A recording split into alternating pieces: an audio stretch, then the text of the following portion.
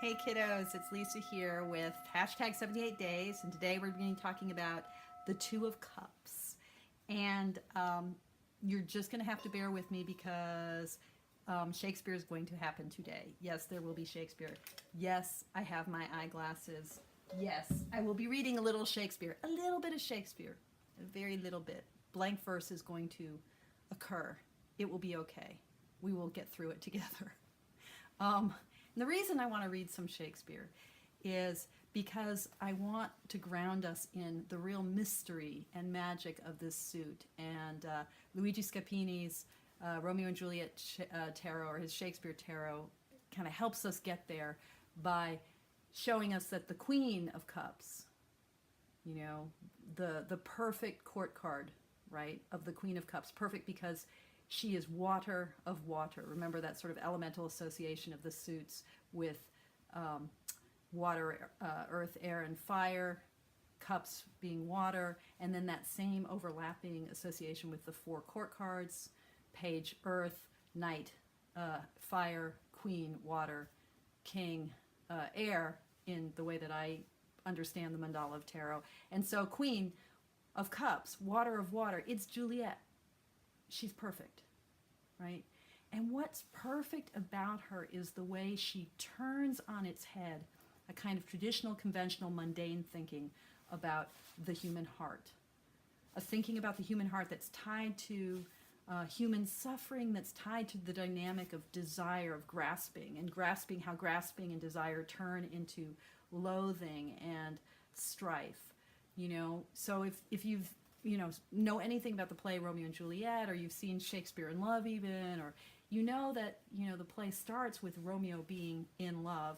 He's pursuing the character Rosalind, who we never see, and she's notable for basically being remote. She's the quintessential snowy, distant, unrequited love object. His desire for her is not going to be fulfilled, and that's what makes the desire so strong. We want what we don't have. And even when we have something, what we want about it, what we desire in it, is often the part of it that we think we can't hold on to. So that kind of anxiety that's built into romantic love, in all of the myths and the paradigms and, the imagery that we have in our culture. Romeo and Juliet, the play Romeo and Juliet, is going to try to picture a kind of love that isn't about that kind of suffering. It's not going to do it very successfully. And the jury's out about whether the play actually instantiates that love. But what Juliet says about love is magical. And she says it in the balcony scene. They've exchanged their I love yous. They've come together. They're pulling apart. And Romeo says the line that is in many modern productions, it draws a big laugh. He said, she's like, okay, let's not swear by anything. This is all, Juliet says, this is all too hasty. This is, let's not be too crazy here. We're just being two crazy kids. Let's put some of the brakes on. And he says, wilt thou leave me so unsatisfied? And she says, what satisfaction canst thou have tonight? What are you expecting, dude? We're on the balcony. My parents are inside. What satisfaction canst thou have tonight? And, he doesn't acknowledge that he's thinking about some carnal satisfaction, perhaps. He says, the exchange of thy love's faithful vow for mine. So let's exchange vows.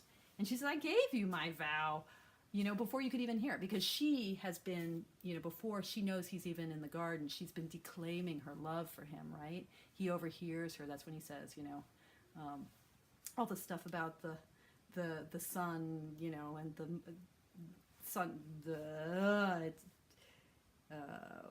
why can't I, the famous thing he says at the beginning of the scene.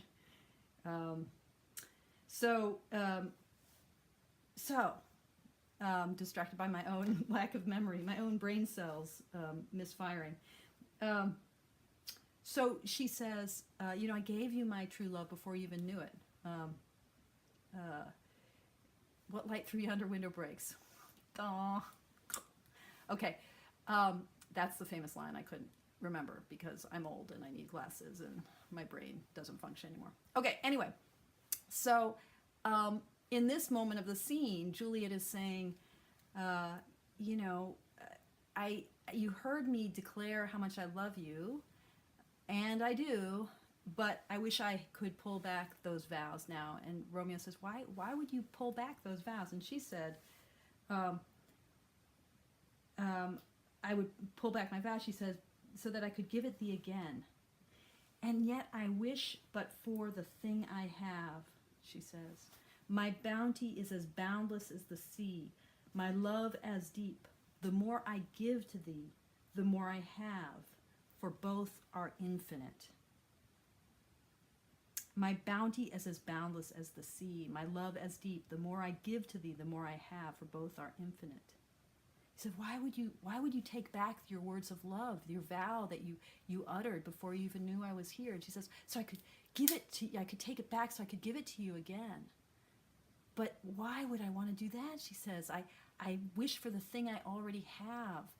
I don't need to invent ways. It's like, you know, when you fall in love and you're trying to come up with all sorts of new ways and novel ways to once again be able to have that huge fulfilling gesture of like the first time you say I love you. You know, you're like all of those ways in which you just yearn to keep showering the person you've just fallen in love with your love. And it's kind of crazy. It's like, you know, I love you. I don't need to invent new ways to once again tell you how much I love you. And yet there's that urge that we have. And she's saying, I don't need to do that because there's no scarcity here. I don't need to worry that like the deliciousness of this moment is going to disappear. My love is as boundless as the sea. My bounty, what I have to give, is as boundless, as full, as abundant as the sea. The more I give to thee, the more I have, for both are infinite. The more I give to thee, the more I have, for both are infinite. What I can give you is infinite, and what I have is infinite. There's no scarcity here. So this image of love as this boundless sea, do we hear how we have water here, you know, and have water as this kind of unfathomably deep element, and the sea is sort of endlessly renewing itself. You know, think about the cycle of rain and evaporation and the way in which our whole ecosystem, it's like, how does there keep being water?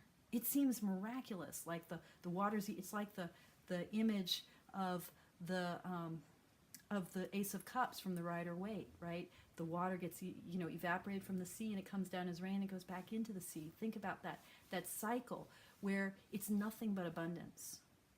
This is what the cups are about. The like complete overflowing, overfilling resources and depths of the human heart, of the human spirit. And so, you know, in a card like the Two of Cups, which, you know, whether we're looking at a Marseille deck like this or we're looking at the classic Rider-Waite image, it's kind of, you know, it's the same thing. It's like this image of a kind of reflection between two partners that knows no end, that knows no bounds, that is just sheerly flourishing, sheerly abundant, right? What I love about this suit is the way in which it takes the unity of the principle of the ace and then splits it into the two, into the dyad of the Two of Cups.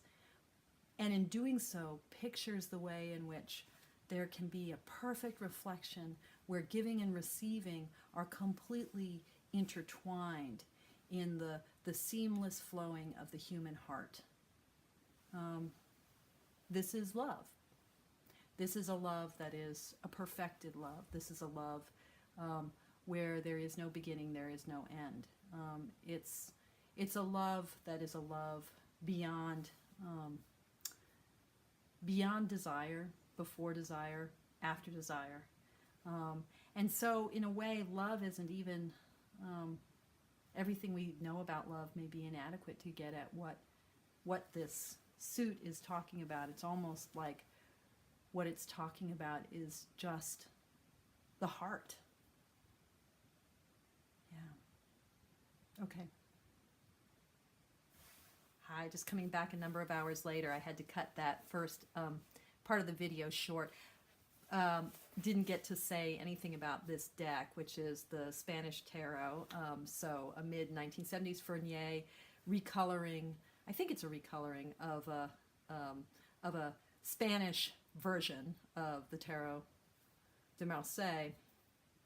Why I really wanted to bring a Marseille-style deck into the discussion of the cups is because of the way in which, oh, this is such a beautiful deck, the way in which from the very earliest tarot decks, the cups really demonstrate how the suit element, the symbol of the suit, how much meaning it can carry, and the relationship between that symbol and number, and how powerful, without any illustrations of the pips, how powerful that can be.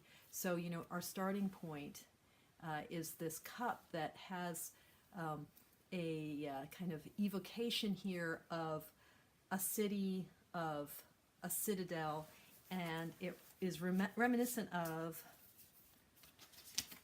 the castle, right, in the world card. So that just that symbol of human society, but also potentially of the holy city. You know, the connection between the cups and communion, Eucharist, Christ. So that kind of powerful vision of God's kingdom, okay, which would be everything there is and all of the love that a benevolent creator puts into the world from a kind of Judeo-Christian perspective. From the Visconti Sforza deck, you know, the cup is also from the start tied to this image of flowing water, right? So this reminder that this is a vessel, and that this is a vessel that contains potentially the whole world, right? The whole world, all of God's creation, all of God's good creation, right?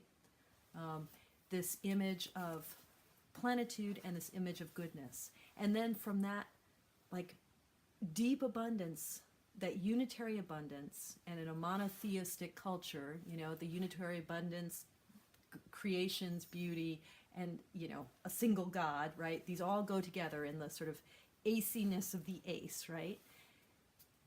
Then we move into the two, right? And instantaneously we see the ways in which you create number from unity. We move into plurality, but the plurality doesn't entail any loss. And that's the cool thing about, this is true with the coins and the cups, and this is something I think Jean-Michel David in his book on reading the Marseille talks about. I think that's where I picked up this point, but that way in which the multiplication we see in the Marseille Tarot and the coins and the cups, that increase just denotes kind of a multiplicity that doesn't diminish, just adds, just brings, just enriches. So, you know, we move from 1 to 2, but the 2 that we see denotes a kind of reflection, a kind of perfect mirroring too, right? Even with the number of the suit, right? A reflection where nothing is lost. A reflection of self and other, a dyad that just bespeaks love, the movement of the heart. And all of that is denoted with the total simplicity of number and suit element. So that's pretty nifty.